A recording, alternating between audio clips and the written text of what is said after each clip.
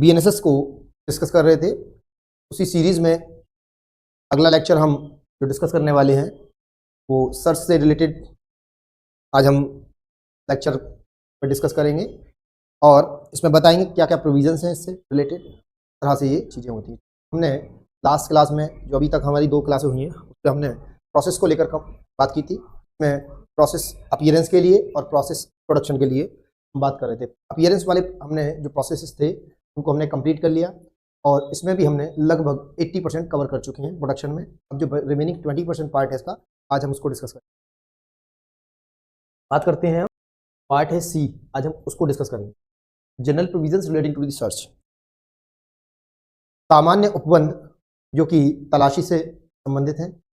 तरह से तलाशी की जाती है, तरह से प्रोसीजर है, वो सब चीज़ें आज हम डिस्कस करने वाले हैं यहाँ पर। देखिए इसका जो सी है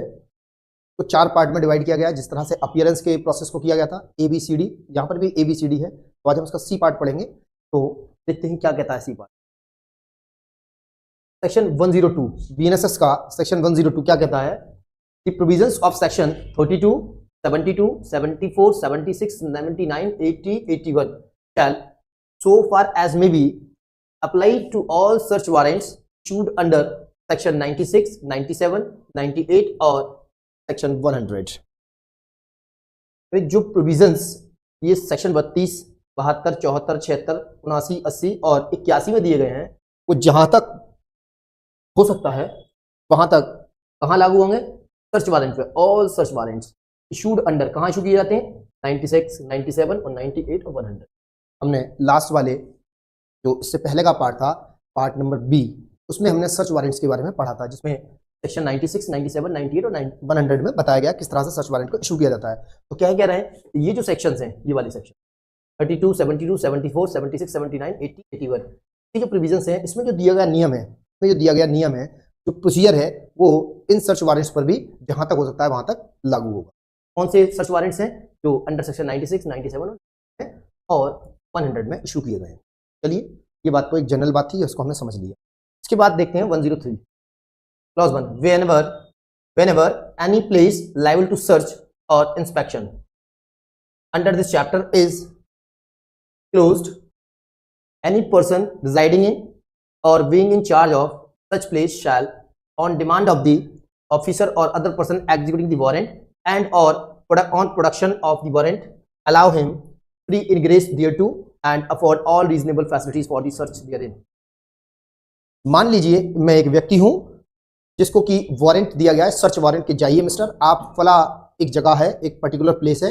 उस जगह पर जाके आप सर्च करिए इस वारंट के साथ। मैं उस जगह पर पहुंचता हूं उसमें सर्च करने के लिए, लेकिन जब मैं पहुंचता हूं तो वहां देखता क्या हूं कि उस जगह पर क्या हुआ है, एक ताला लगा हुआ है, वो बंद है। तो मैं ये तलाश करूंगा कि उस जगह का मालिक कौन है, उसमें रह कौन रहा है, रिजाइडिंग, एनी पर्सन रिजाइडिंग, जो रह रहा है वो, और बीइंग चार्ज ऑफ, या जो व्यक्ति के चार्ज में है वो जगह, सच प्लेस इस तरह का, on demand of officer or other person executing the warrant and on production of the warrant allow him to free ingress thereto। मैं पहुंचूंगा, मैं उस व्यक्ति से कहूंगा जिसके वो कब्जे में है, जिसके वो चार्ज में है, जिसके पोजीशन में है, जो रह रहा है वहां पर, उससे मैं कहूंगा कि देखिए मेरे पास ये सर्च वारंट है, उसको मैं दिखाऊंगा, दिखाने के बाद कहूंगा मेरे पास ये सर्च वारंट है, मुझे इस जगह की क्या करनी है, तलाशी करनी है। तो वो व्यक्ति मुझे फ्री इनग्रेस कराएगा, उसमें बिना किसी रोक टोक के मुझे उसमें and all reasonable facilities for the search therein, और वो तमाम सुविधाएं मुझे देगा सर्च के लिए जो मुझे दी जानी चाहिए, तमाम रीजनेबल सुविधाएं देगा व्यक्ति। उसकी जिम्मेदारी है, उसकी ये जिम्मेदारी है कि वो मुझे तमाम सुविधाएं, वो बुनियादी फैसिलिटीज दे जो सर्च के लिए जरूरी है। तो clause 2, if ingress into such place can not be so obtain, the officer or other person executing the warrant may proceed in the manner provided by subsection 2 of section 4। ये subsection 2 और 44 क्या है?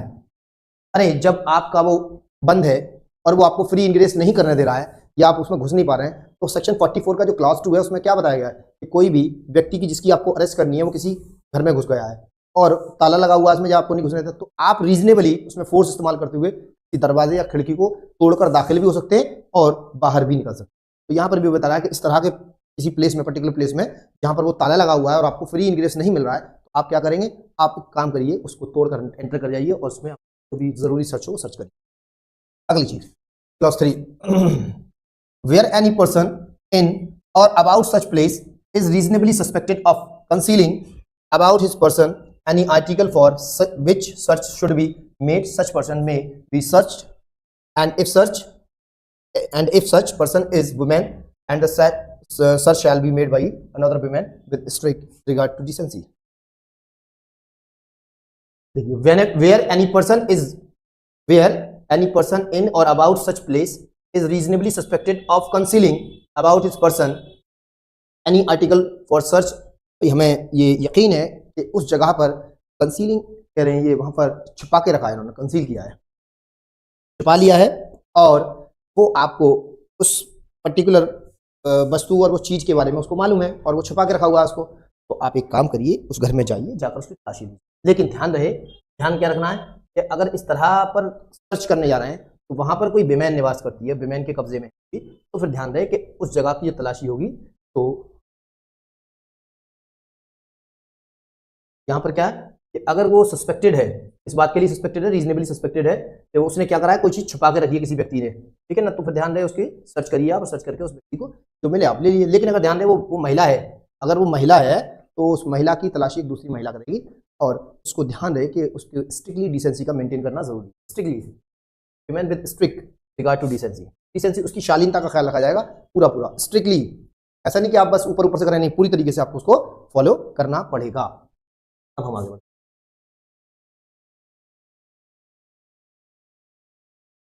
Before making a search under this chapter, the officer or other person about to make it shall call upon two or more independent and respectable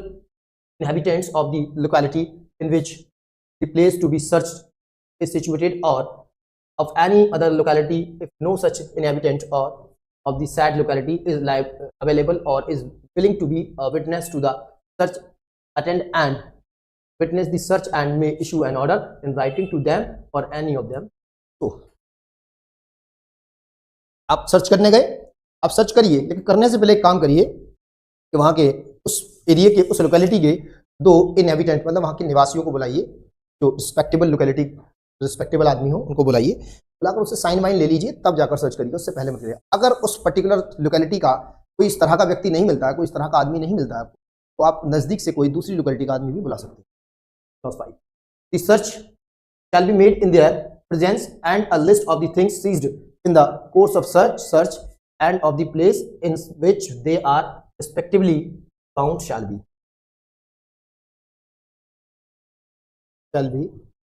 prepared by a search officer or other person and signed by such witnesses, but no person witnessing a search under this section shall be required to attend the court as a witness of the search unless specially it। ठीक है, आपने जो search वर्च की, जो भी चीजें मिली, आपको एक लिस्ट बनाइए उसकी, जो भी चीजें आपने उसमें सीज की है उसकी लिस्ट बनाइए, लिस्ट बनाकर उसमें विटनेस साइन करा लीजिए बस, और साइन कराकर उसको कोर्ट में जमा कर दिए। अगर कोई आदमी विटनेस नहीं बनना चाहता है तब क्या होगा, other person sign by the witness but no person witnessing a search under this section shall be required to attend the court, उसको कोर्ट में attend as a witness of the search unless, जब तक कि उसको specially समन ना किया जाए तब तक। ठीक है, अमूमन ऐसा होता है कि वहां पर आपको क्या करना होता है, आपको गवाह देखने होते हैं, उस पर साइन वाइन कराना होता है, फॉर्मेलिटीज है, इनको फॉर्मेलिटीज को पूरा कराना होता है बस, रॉकेट साइंस नहीं है कुछ भी। अगला देखिए, the occupant of the place searched or some person in his behalf shall in every instance be permitted to attend during the search, and a copy of list prepared under this section signed by the said witness shall be delivered to a search. ठीक है, आपने जो prepare किया था, जो list बनाई थी क्या क्या चीजें, उस पर साइन कराई विटनेस से, एक कॉपी आप उस आदमी को देके जाएंगे जो वहां ऑक्यूपाई किया हुआ है, जो रह रहा है, उसको दे। 7 When any person is searched under subsection 3, a list of all things taken possession of shall be prepared and a copy thereof shall be delivered to a such person। तरह के व्यक्ति को भी आप क्या देंगे, एक कॉपी दे देंगे। अगला, any person who without reasonable cause refuses or neglects to attend the witness a search under this section, when called upon to do so by an order in writing delivered or tendered to him, shall be deemed to be have committed an offence under section 2 of भारतीय न्याय संहिता। भाई एक आदमी को, जिसको हमने witness बनाने की बात किया, उसको विटनेस बनने के लिए मना कर रहा है विदाउट एनी रीजनेबल कॉज, तो आपको एक राइटिंग में ऑर्डर दिया गया है ना, राइटिंग में ऑर्डर दिया गया है, ये एक लोक सेवक का आयोग है और आदेश है एक लोक सेवक का। ये आदेश अगर आप नहीं मानेंगे बिना किसी रीजनेबल वजह, कोई रीजनेबल कारण है आपके पास, विदाउट एनी रीजनेबल कॉज, अगर कोई रीजनेबल कॉज है आपके पास तब तो ठीक है, आपको एग्जम्प्ट किया जाएगा चीज से। अब आपके पास तरह के आदेश को ना मानने की कोई वजह नहीं है, कोई वाजिब वजह नहीं है, तो अगर आप नहीं मानेंगे तो बीएनएस की धारा 222 में आपको ऑफेंडर बना दिया जाएगा, आपको एक्यूज्ड बना दिया। आपने क्या किया, आपने ये किया कि एक लोक सेवक, एक पब्लिक ऑफिसर के आदेश को मानने से मना कर दिया बिना किसी जायज वजह के, बिना किसी रीजनेबल कॉज के। अगर आप नहीं मानेंगे तो आपके खिलाफ भारतीय न्याय संहिता की धारा 222 में एक मुकदमा दर्ज कर दिया जाए। आपका सर्च 04 एक लास्ट इसमें बचा हुआ है डी, इसको और डिस्कस करेंगे, इसके बाद ये आपका चैप्टर खत्म हो जाएगा। देखिए कह रहे हैं when in the execution of a search warrant at any place beyond the local jurisdiction of the court which issued the same, any of the things of which search is made are found, such things together with the list of the same prepared under the provision hereinafter contained shall be immediately taken before the court issuing the warrant, unless such place is nearest to the magistrate having jurisdiction therein than to such court, in which case the list and things shall be immediately taken before the magistrate, and unless there be good cause to be contrary, such magistrate shall make an order authorizing them to be taken to such court। का मतलब है आप जो है ये जगह है particular search warrant लाए आप, ये जगह कहाँ है, आउट ऑफ दी जुरिस्डिक्शन है, ठीक है, ये किसी दूसरे जिले की बात हो सकती है या किसी दूसरे कोर्ट की जुरिस्डिक्शन की बात हो सकती है, ठीक है। यहाँ आपने सर्च की, सर्च करने के बाद जिसका ये जुरिस्डिक्शन है पहले उस जज के पास, उस मजिस्ट्रेट के पास खड़े हो जाइए आप जाकर, इस तरह से हमने सर्च किए, अगर उसको आप सेटिस्फाई कर देते फिर वो आदेश कर देगा कि उस प्रॉपर कोर्ट के पास चले जाइए, लिस्ट बनाकर जिस कोर्ट ने इस तरह का वारंट इशू किया, ठीक है। तो ये आपका पूरा सर्च से related last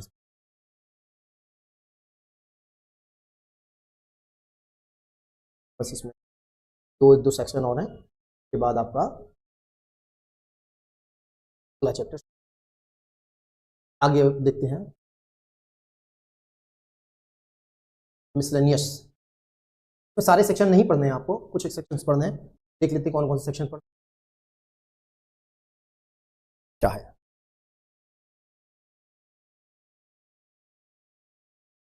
recording of the search and seizure through audio video electronic means, मैंने आपको पहले ही बताया था, एक डिफिनीशन दी गई है बीएनएसएस जब हम पढ़ रहे थे, डिफिनीशन क्या थी, ऑडियो वीडियो इलेक्ट्रॉनिक मीन्स, ये डिफिनीशन दी गई थी, ठीक है, इतनी दी गई थी, इसलिए इसको डिफाइन किया गया कि इसका मतलब हुआ गया, वहां डिफाइन कर दिया गया पहले ही। देखिए करें, the process of conducting search of a place or taking position of any property article or thing under this chapter or under section 185 including the preparation of the list of all things seized in the course of such search and seizure and signing of a such list by the witnesses shall be recorded through, वाली line देखिए, shall be mandatory है, shall be recorded through any audio video electronic means preferably mobile phone, and the police officer shall without delay forward such recording to the district magistrate, subdivisional magistrate, judicial magistrate first। मैं एक police officer हूं, मैं कहीं गया, मैंने search किया, search करने के बाद एक लिस्ट बनाई, उसको जो जी चीजें मैंने सर्च की, सर्च में पाई गई मैंने सीज कर ली, सीज करने के बाद एक लिस्ट बनाई, लिस्ट पे मैंने साइन कराई, विटनेसेस के खुद के साइन किए और उस आदमी के साइन किए जिसके घर सर्च की। ये सारी A to Z चीजों की आपको क्या करनी होगी, एक ऑडियो वीडियो इलेक्ट्रॉनिक मीन्स के जरिए आपने क्या करना है, एक वीडियोग्राफी करनी, और कोशिश करेंगे, क्योंकि प्रेफरेबली क्या है, मोबाइल, क्योंकि हर आदमी के हाथ में आज की डेट में ये मोबाइल फोन हर आम और खास आदमी के हाथ में होता है, तो जाहिर सी बात है पुलिस वाले भी रखते होंगे, यस पुलिस वाले रखते होंगे, तो क्या करना है, प्रेफरेबली मोबाइल फोन। और इस तरह का जो पुलिस ऑफिसर है वो शैल मैंडेटरी है, विदाउट डिले, बिना किसी देरी के, इधर रिकॉर्ड की, इधर फॉरवर्ड सच रिकॉर्डिंग, इस तरह की रिकॉर्डिंग को दी मजिस्ट्रेट, डीएम को, एसडीएम को या फिर जीएमएफसी को, जुडिशियल मजिस्ट्रेट फर्स्ट क्लास को, बिना देरी की क्या करेंगे, भेज देंगे। इस तरह की ये ट्रांसपेरेंसी के लिए किया गया है कि आपने, ऐसा होता है ना पहले पुलिस पे बड़े एलिगेशंस लगते थे, तो अब इस बीएनएसएस में इस तरह की व्यवस्था की गई है। अब आपको क्या करना है, इस तरह की सर्च में और सीजर में क्या करना होगा,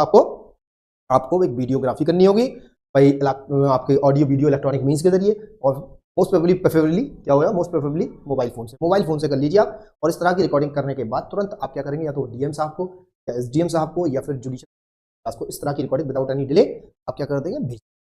अगला point, power of police officer to seize certain property, क्या करें, एनी पुलिस ऑफिसर में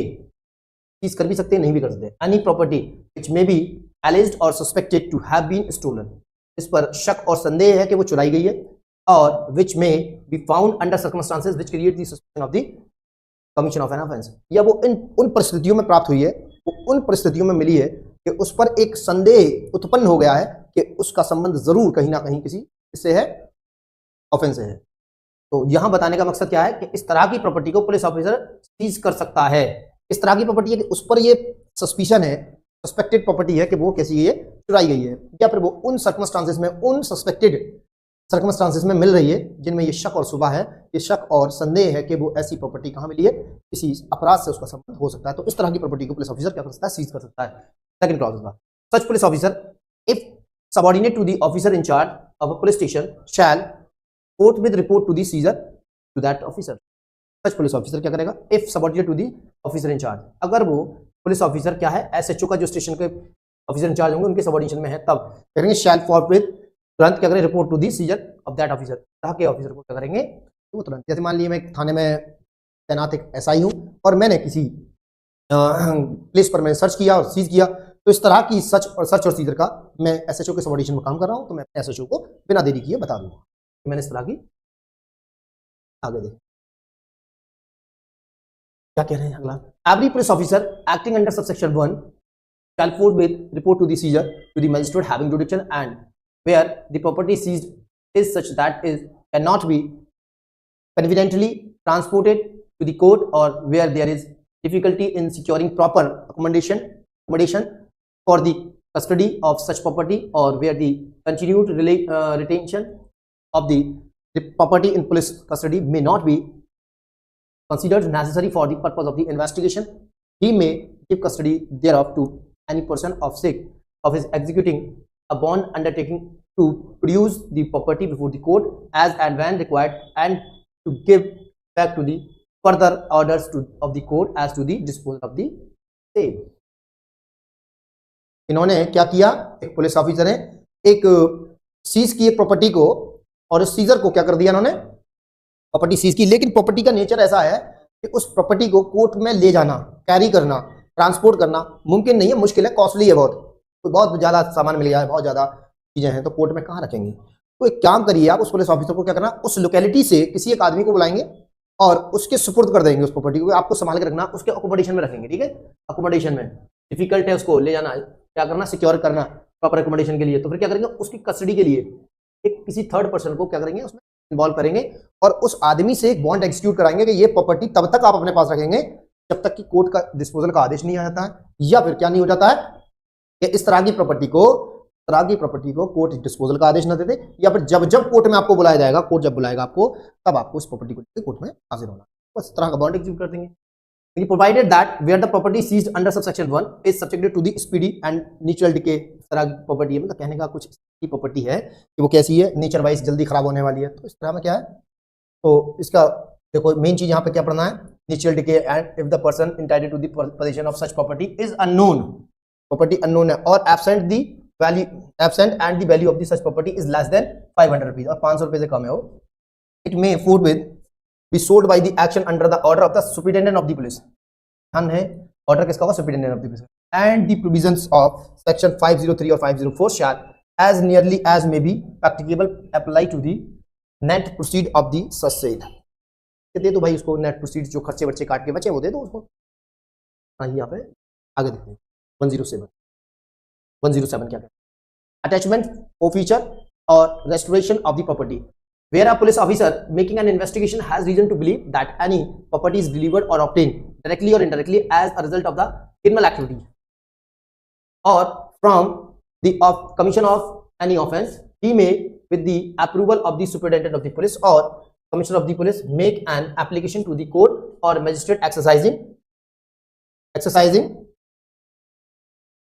jurisdiction to take cognizance of the offence or commit for trial or try the case for the attachment of the such property। ठीक है, ये क्या कह रहे हैं कि भाई इनसे ले लीजिए, आप किससे परमिशन लीजिए, आपको किसका आदेश चाहिए, ये करेंगे, कोई क्रिमिनल एक्टिविटी से रिलेटेड कोई प्रॉपर्टी मिली है, या फिर कोई ऐसी जगह से आपने प्रॉपर्टी को पाया है जो ऑफेंस का होना पाया गया है, तो इस तरह की अप्रूवल किससे चाहिए आपको, एसपी साहब से, कमिश्नर साहब से, और मेक एन एप्लीकेशन किससे, कोर्ट को देंगे, और द मजिस्ट्रेट एक्सरसाइजिंग द जुडिक्शन, या फिर मजिस्ट्रेट को दे देंगे जो अपना जुडिक्शन को एक्सरसाइज करेंगे, इसलिए कि वो कॉग्निजेंस ले सकें उस पर प्रॉपर्टी पर,